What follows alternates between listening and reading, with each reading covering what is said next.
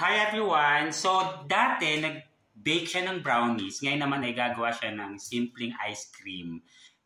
So, eto, piniprepare na niya ang mga ingredients. Ayan.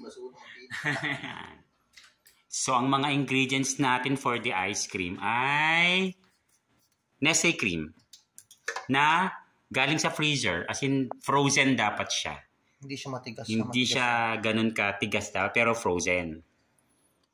Chiller lang dapat to. Chiller, okay. Pero freezer natin. Freezer ko siya eh. How many minutes para mabilis agad magawa? Okay.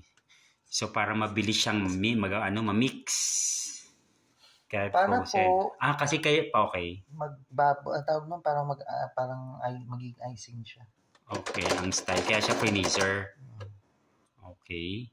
Tapos, meron tayong tatlo yan eh. Dalawang Nestle cream. Tapos yung isa is pang half na yon. Tsaka meron tayong Angel Condensada. As in, Angel Condensada. Hindi naman natin sponsor yan, pero pero yan ang ginamit natin. One kind of Angel Condensada. So, ang ratio niya, 1:2.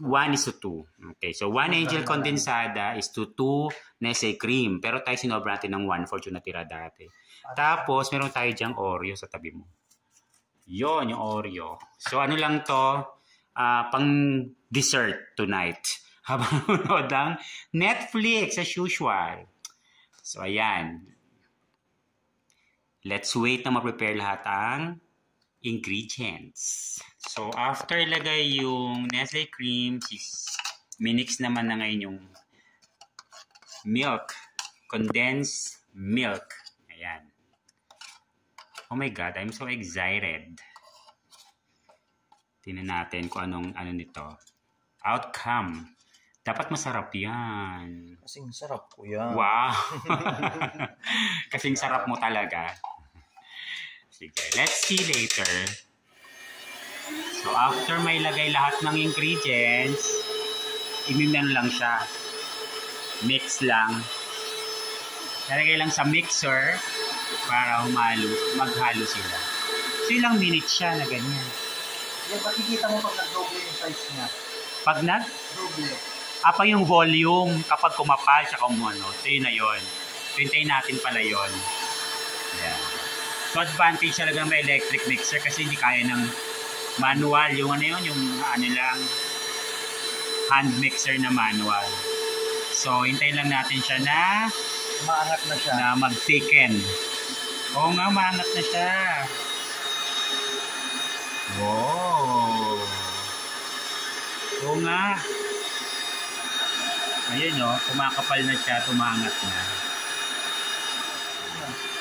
So, eto naman, after i-mix ka na yung tatlong ingredients, na main ingredients, ay nilagyan lang namin ng Oreo.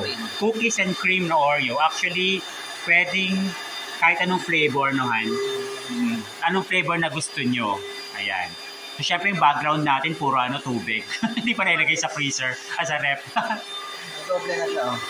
Ayaw nga, umangat na siya lalo na nilagyan ng cookies and cream. Okay, so after that, ilalagay natin sa lalagyan, then ilalagay na sa freezer. Ilang minutes ilalagay sa freezer mamaya yan? Basta nag-ano lang siya, nagtumigas lang sa freezer. Pwede nang kainin after. Okay. Ayan, so ice cream na po siya. So again, nilagyan lang yan ng dalawang Nestle cream, tas 1 condensed milk. Tapos nilagyan lang namin ng cookies and cream na Oreo na nadurog. Ayan. Tapos minix lang sila lahat. Ganun lang kadali, simple and easy. Ice cream, anong tawag dyan? Ice cream dessert cooking. Hindi naman siya cooking. Mixing lang ang ginawa. Ayan. Okay.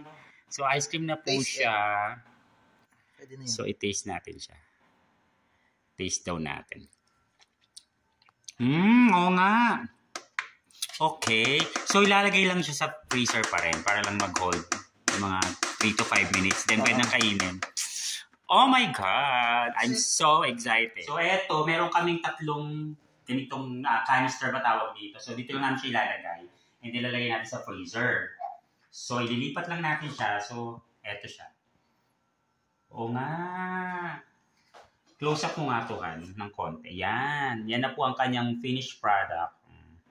Ano na siya, malapot. Hindi siya pwedeng patagalin dito kasi matutunaw siya ulit. Kaya siya finisher kanina para ano. So, ayan lang po siya. Pang personal lang namin itong consumption. Hindi siya pang benta. So, habang nanonood kami ng Netflix, ayan. So, yan ang aming ice cream. So, nilagay lang namin sa freezer para tumigas pa ng konti. Then later ay titikman na natin. So, yun nga. Ganun lang simple and easy yung paggawa ng ice cream. Wala pang 15 minutes. So, ulitin ko lang, 1:2, dapat 2 Nestle cream and 1 condensed milk. And then, kayo nang bahala kung ano gusto nyo ilagay. Like in our case, nilagay namin yung Oreo na cookies and cream na flavor. So, dinurog lang siya at sinama sa mixer. Tapos, kailangan electric mixer para mas ma-mix sila ng maayos yung ingredients.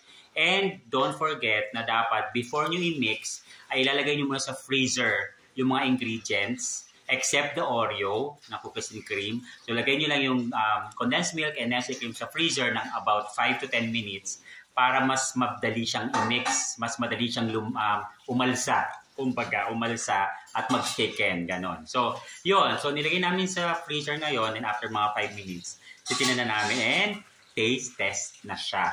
Ulit, taste test na kung masarap pa talaga.